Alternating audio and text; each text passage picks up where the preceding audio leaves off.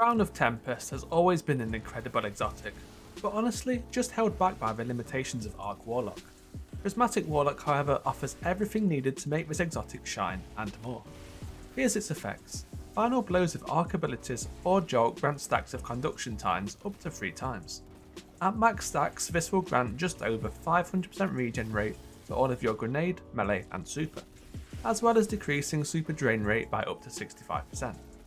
This drain rate is also not limited to arc supers either.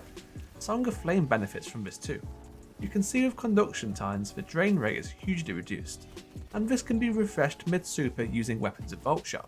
The ability for more and longer Song of Flame supers on its own is already quite a potent effect, as let's be honest, this super very much surpasses Stormtrance, the only super which will be benefiting on an arc subclass.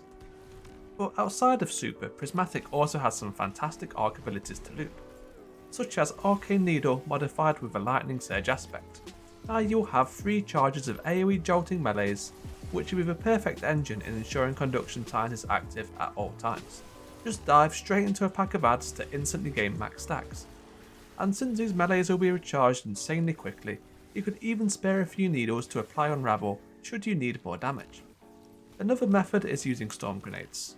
These were already a fantastic option, but now they will be available 5 times as often, as well as also maintaining conduction times. And of course a huge part is having access to Feed the Void.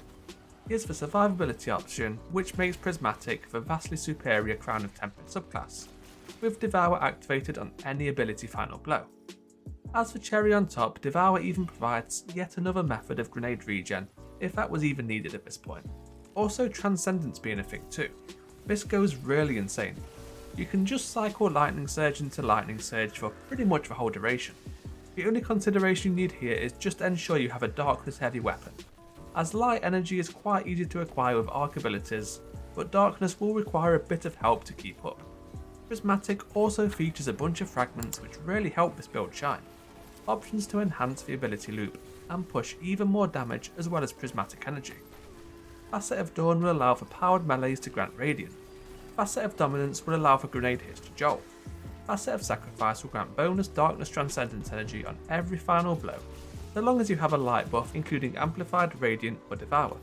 You will always have one if not all 3 of these. Facet of Balance will grant melee energy on light defeats and grenade energy on dark defeats. And Facet of Awakening will spawn an elemental pickup, in this case Ionic Tracers, on ability multi-kills. As for weapons, just have one with voltshot, as a method of applying jolt. I used the non-denouement since a voltshot bow is incredibly easy for consistent procs, but anything works. If you want the absolute best of a best voltshot weapon, I think the winner is probably still in Debt of Kindness. Rocket sidearms are a meta pick for a reason, but honestly just use what you prefer. In the kinetic slot I did like Bastion, as it deals extra damage following a melee attack, and there is plenty of lightning surges available to meet that condition. I will leave a dim link in the description which contains all I have covered so far, as well as an armor mod setup which will further help ability looping. Go have fun with this one. I was really surprised with its effectiveness. And if you want to see more Destiny builds like this, be sure to like and subscribe. Thank you for watching.